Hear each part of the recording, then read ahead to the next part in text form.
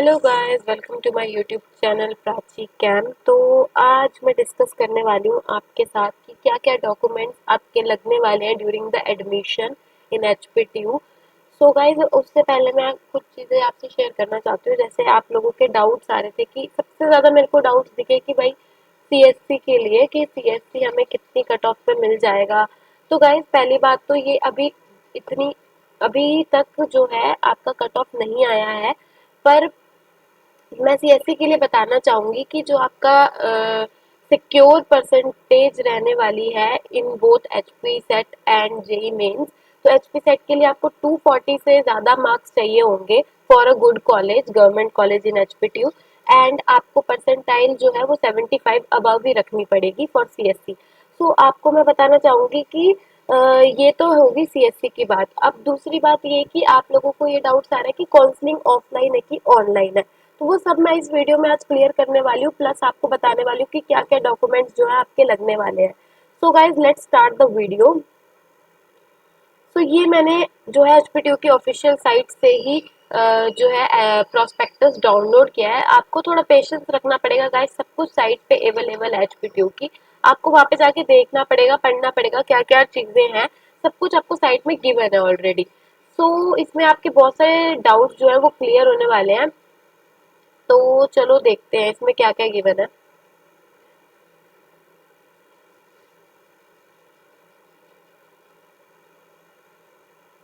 So yes, इसमें courses आपको दिए हैं, एलिजिबिलिटी क्राइटेरिया दिया हुआ है। पर before that I want to show you the dates. Actually my PC is little bit slow. Okay, now it's okay. So yeah, this is. So guys, आप जैसे इसमें देख सकते हैं कि यहाँ पे आपको एचपी ट्यू ने जो है इम्पोर्टेंट डेट्स ऑलरेडी अनाउंस कर दिए हैं साइट पे।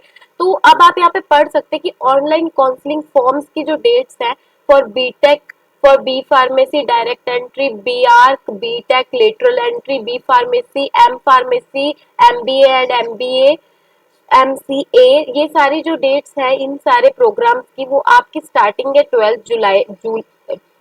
जो आपकी स्टार्टिंग है वो है 12 जून से, एंड एंडिंग डेट है, last date of filling the forms है 27 जून।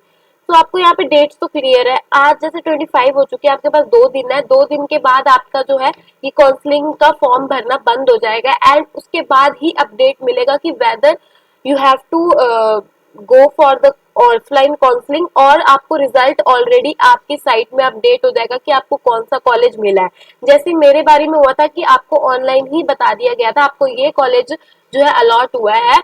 अगर आपको वो कॉलेज अच्छा लगता है तो आपको 2-3-4 डेज का टाइम दिया जाता है, उसके बीच में आपको कॉलेज में जाके ऑफलाइन अपने डॉक्यूमेंट्स जो है वो सबमिट कराने पड़ते हैं, एंड देन आपको एडमिशन मिल जाती है। बट ऑफलाइन काउंसलिंग में क्या होता है, आपको ऑफलाइन ही वहां पे पता लगता है ये कॉलेज आपको अलॉट हुआ है, देन यू हैव टू पे the fees for the same. तो अब ये उसी दिन 27 के बाद ही अपडेट होगा साइट पे कि कैसे आपका प्रोसेस रहने वाला है। काउंसलिंग का फुल शेड्यूल जो है वो आपका 27 के बाद रिलीज हो जाएगा एचपीटीयू की तरफ से। देन अब हम देखते हैं आगे क्या है।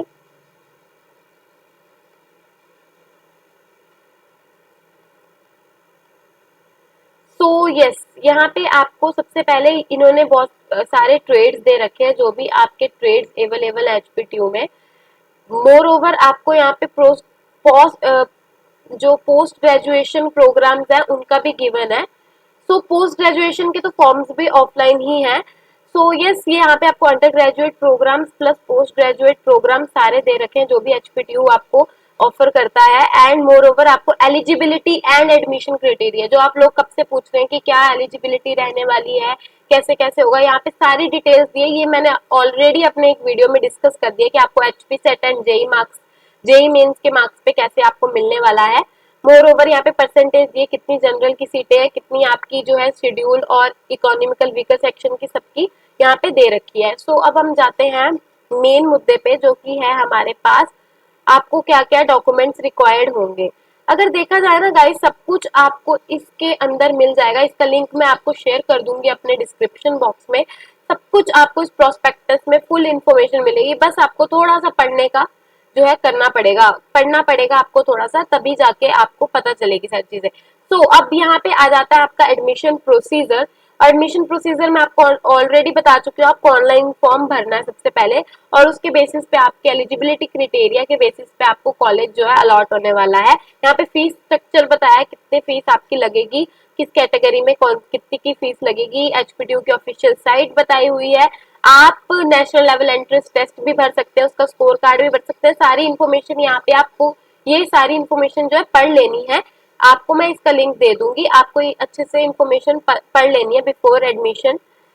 सो अब हम जाते हैं मेन मुद्दे पे, जिसके लिए मैंने ये मेन वीडियो बनाया था। That was the forms required for the admission procedure. अगर आपकी सिलेक्शन हो जाती है तो आपको कौन कौन से फॉर्म्स जो हैं वो चाहिए। तो the candidate must produce the following documents in original along with the one set of the photocopies duly attested at the time of the admission in the college. अब अगर आपको किसी भी कॉलेज में एडमिशन लेने जाना है तो आपके पास क्या क्या सर्टिफिकेट होने चाहिए एचपीटीयू के लिए। तो सबसे पहला सर्टिफिकेट, और एक और इम्पोर्टेंट बात, ओरिजिनल के साथ आपके पास फोटोकॉपी भी होनी चाहिए। सो आपका सबसे पहला सर्टिफिकेट होगा certificate of having pass the qualifying examination. ठीक है, आपने कौन सी एग्जामिनेशन पास की है, फॉर एग्जाम्पल जेई मेन्स या फिर आपने national test eligibility test clear किया है, तो उसका आपके पास सर्टिफिकेट होना चाहिए क्वालिफाइंग मार्क्स के साथ।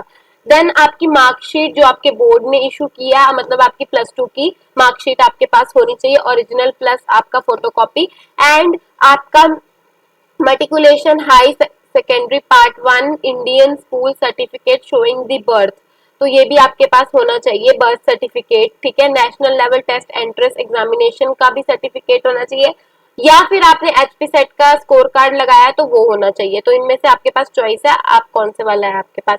देन आपके पास character certificate. Guys, character certificate आपको +2 जहां से आपने की है, जिस स्कूल से की है, वही आपको अलॉट करके देंगे। अगर वो आप बहुत ज्यादा ड्रॉप आउट हो तो आप इसको पुलिस स्टेशन से भी करवा सकते हैं। देन आपका बोनोफाइड एंड डोमोसाइल सर्टिफिकेट, तो ये आपका होना बहुत जरूरी है। फॉर एग्जाम्पल आप हिमाचल के हो तो आपके पास हिमाचल का बोनोफाइड होगा, तो आपको ज्यादा प्रेफरेंस मिल जाती है एडमिशन के दौरान।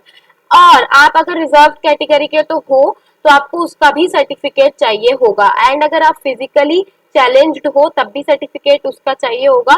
इनकम सर्टिफिकेट चाहिए, जैसे आप इकोनॉमिकल वीकर सेक्शन होने का दावा करते हैं तो आपके पास उसका भी सर्टिफिकेट होना चाहिए। ठीक है, देन आपके पास अंडरटेकिंग एफिडेविट होना चाहिए, सिंगल चाइल्ड स्कीम का है तो वो भी आपके पास होना चाहिए। कश्मीरी माइग्रेंट्स है या domicile certificate issued by any competent authority, तो वो भी आपके पास होना चाहिए। मतलब अगर आप कश्मीरी माइग्रेंट कोटा लेना चाहते हैं तो भी आपके पास सर्टिफिकेट होना बहुत जरूरी है। देन उसके बाद अगर आपका कोई गैप है तो उसका सर्टिफिकेट होना भी जरूरी है। That was issued by the class 1 gazetted officer या फिर notary public shall be required at the entire inventing period gap showing candidate pre occupation after living the institute last attended. ठीक है, तो आपके पास ये भी होना चाहिए। ये मेरे से पूछ भी रहे थे कि गैप सर्टिफिकेट होना, ये बहुत इंपॉर्टेंट है। तो selection letter shall be issued by the candidate after the completion of all the formalities. जैसी आपकी सारी फॉर्मेलिटीज हो जाएगी, आपको सिलेक्शन लेटर जो है वो मिल जाएगा इंस्टीट्यूट की तरफ से।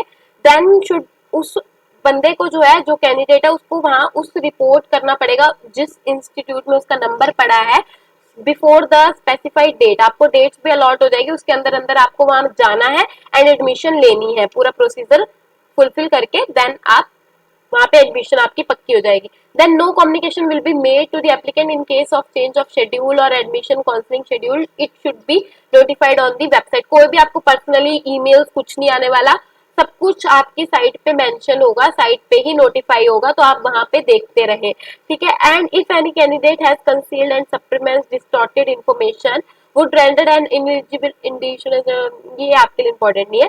सो या आपको ये जो है चीजें अपनी डॉक्यूमेंट्स अपने साथ रखने हैं। एक आपकी ओरिजिनल कॉपी होनी चाहिए और एक आपकी होनी चाहिए आपकी ओरिजिनल और फोटोकॉपी। ठीक है, सो अब ये कुछ बैकवर्ड एरियाज के लिए भी कुछ रूल्स हैं, तो आप इनको भी पढ़ सकते हैं। मैंने आपको मेनली डॉक्यूमेंट्स बता दिए।